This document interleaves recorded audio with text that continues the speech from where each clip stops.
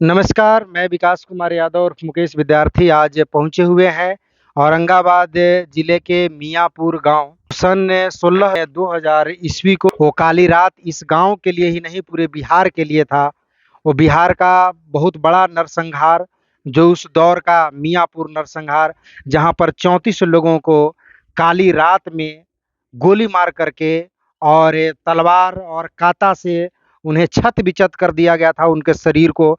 आज उस गाँव में आए हुए हैं, जहाँ पर 20 से महिला और 14 पुरुष का हत्या किया गया था। दिन मतलब बिल्कुल जातीय उन्माद में वो हत्या पूरे बिहार के लिए एक ऐसा हत्या जो उसके बाद में लगभग जातीय नरसंहार और इतना बड़ा नरसंहार पूरे बिहार में कहीं पर भी नहीं हुआ। आज आए हैं देखिए उस समय 4 पासवान यहाँ पर 29 यादवों की हत्या हुई थी और 4 पासवान और एक के बड़ी समाज से आने वाले व्यक्ति थे, उनकी हत्या हुई थी। आज हमारे साथ थे यहाँ पर हम बात करने के लिए आए हुए हैं मियाँपुर में। ये राजू पासवान जी हैं। मैं इनसे कुछ सवाल करूँगा, ये बतलाएँगे। राजू पासवान जी, आपके यहाँ भी किन्हीं लोगों की हत्या हुई थी? मेरा माँ बहिन हुआ, एक भाई का हाथ कट गया है। अच्छा, माँ और बहन की गोली मारकर हत्या कर दी गई थी और भाई का हाथ गोली लग गया था। उसका तो ऐसे तलवार से भी मारा था। ये है ना, ये वाला ये कट गया था। हाँ। और तलवार से नहीं गया, वो गिर गया लाश पर, अंदर हो गया। अच्छा। अंदर होने के बाद गोली चला तो बच गया। 2 भाई थे। आप समझ सकते हैं जब घटना का जिक्र करते हैं तो रोंवा सिहर जाता है। वो बाहर रहते हैं अभी।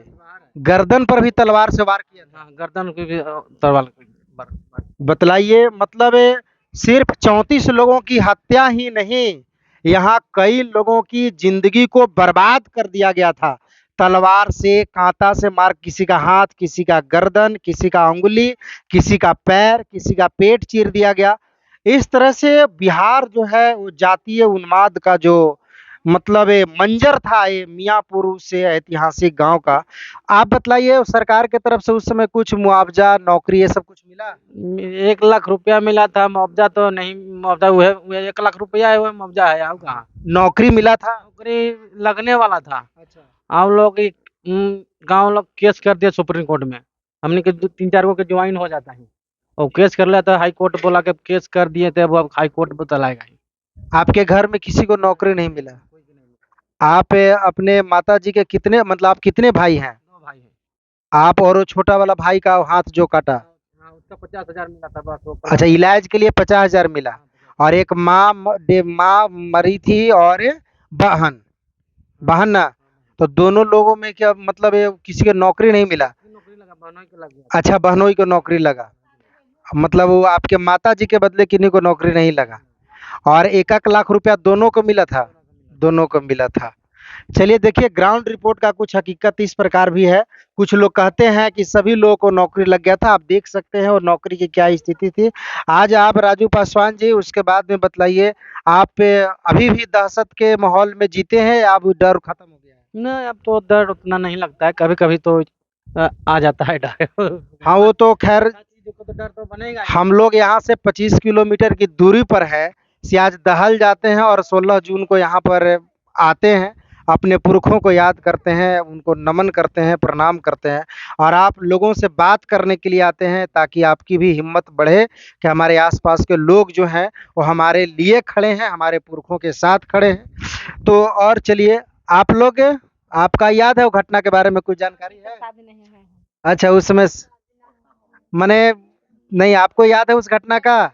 नहीं याद। हाँ, चूँकि अभी 25 वर्ष घटना का हो गया, तो कम से कम सूझबूझ के लिए 30-35 वर्ष चाहिए। देखिए मतलब यादवों को और दलितों को, पासवानों को किस तरह से मारा जाता था।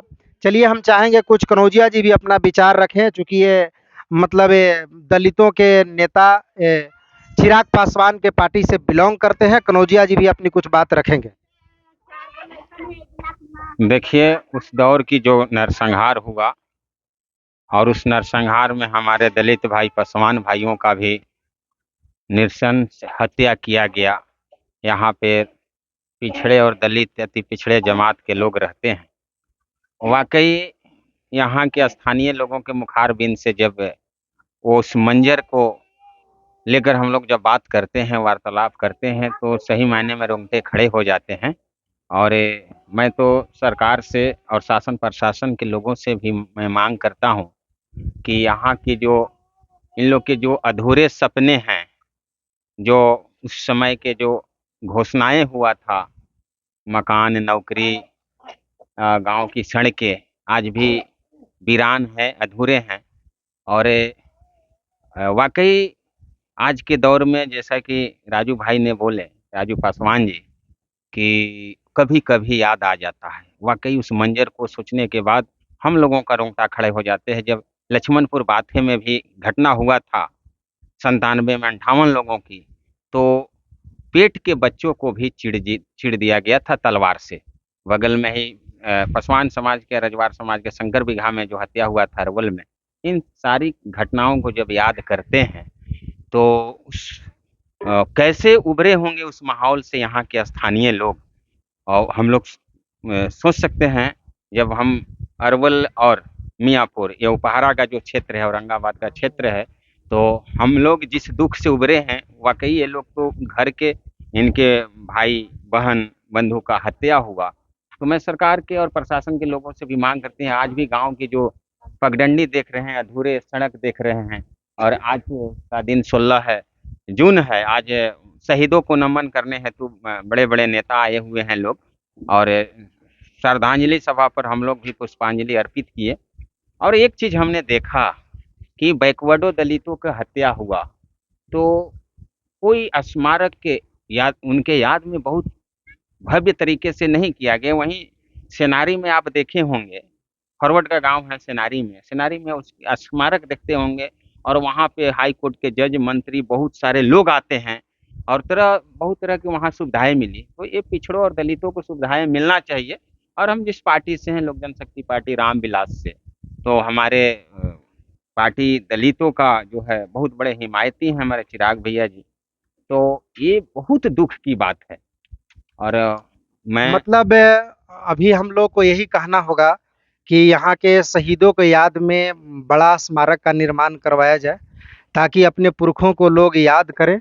और चलिए चाचा जी, क्या नाम हुआ आपका? हम तो भोला पासवान। भोला पासवान। जिस समय घटना घटी थी उस समय आप यही गांव में थे? नहीं, गांव में नहीं थे। अच्छा, गांव कहीं गए हुए थे हितनता में? गोह में थे। अच्छा, गोह में थे। तो काम कर रहे थे बोरिंग की। अच्छा अच्छा, आप वहाँ बोरिंग करने के लिए गए थे? अच्छा, तो मतलब वही रात्रि में रुक गए थे? हाँ, वहीं रुका। अच्छा, तो बतलाइए कि जब जानकारी मिली तो आप गांव में आए तो कैसा मंजर? हमको मिला 3 बजे रात में। अच्छा, 3 बजे भोर में जानकारी मिल गई? जी। हाँ। उसका बाद तो वहाँ से हम आए घर, यहाँ 8 बजे पहुँचे हैं दिन में। दिन में? मतलब उस समय उतना कोई साधन नहीं था आने का, पैदले चले, डर भी लग रहा होगा। जानकारी रोड है नहीं था, ऐसे तिरछे रास्ता से लगा रहा। हाँ। और पानी पड़ल है हलै, कैसी हाफी चल आए तिरछे तिरछे। उस समय ये सब रोड नहीं बना हुआ था, तो गांव के लोग जाते थे कैसे गोह उपहारा ये सब बाजार करने? जाते थे हम लोग तेयाप जा करके अरंडा मोड़ पर जाके गाड़ी धरते थे। अच्छा, ये सब नरसंहार के बाद ये सब रोड बना है? घर के बाद बना। आपके यहाँ के भी कोई लोग शहीद हुए थे? हाँ, के? हमको बच्ची हुआ था। अच्छा, आपकी कितनी साल की बेटी थी? 3 साल के। 3 साल की बेटी, गोली मार दिया था? समझ सकते हैं क्या मंजर रहा होगा। क्या नाम बताएं आप? भोला पासवान। भोला पासवान जी। अभी भी किसी प्रकार का डर ये सब रहता है? ना, डर तो ना लगता है। अच्छा, वो सब तो नहीं। आपको मुआवजा, नौकरी ये सब कुछ मिला घर परिवार में? नौकरी नहीं मिला। अच्छा, नौकरी नहीं मिला। मुआवजा कितना मिला था? 1,30,000। 1,30,000। और घर बनाने के लिए पैसा वैसा मिला था? चाहे घर बनाइए चाहे जे करिए जो वही। अच्छा, जो मिला वही मिला।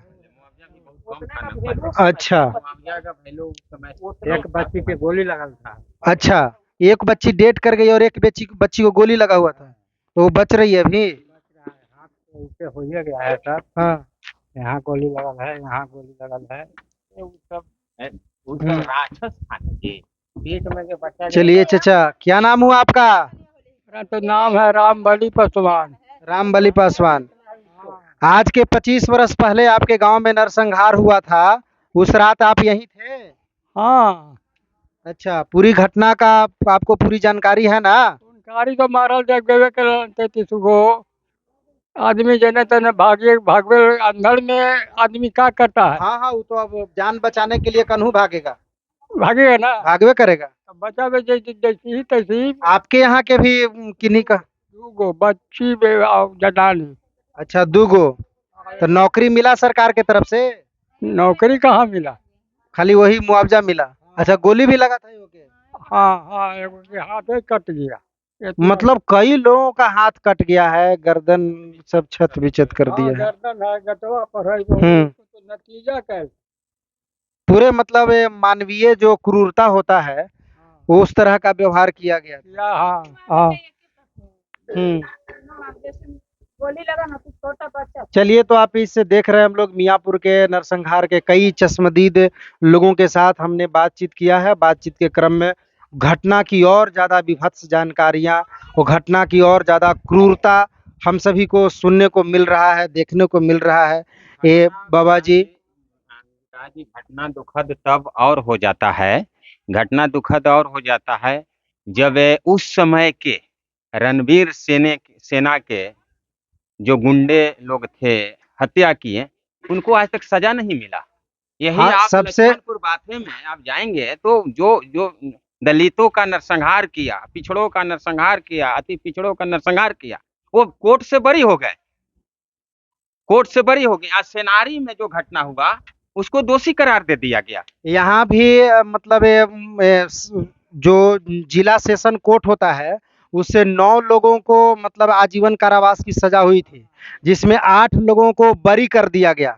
सिर्फ एक आदमी को अभी वो उसका भी अभी केस चल रहा है, शायद सुप्रीम कोर्ट में केस चल रहा है।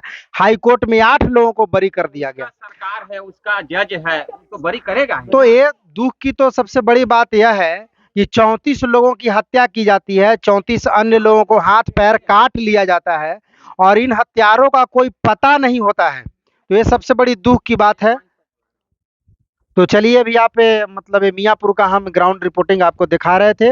आज 16 जून 2025 को 25 वर्ष हो चुके हैं इस नरसंहार का, और यहाँ के चश्मदीद लोगों के साथ हम बातचीत कर रहे थे।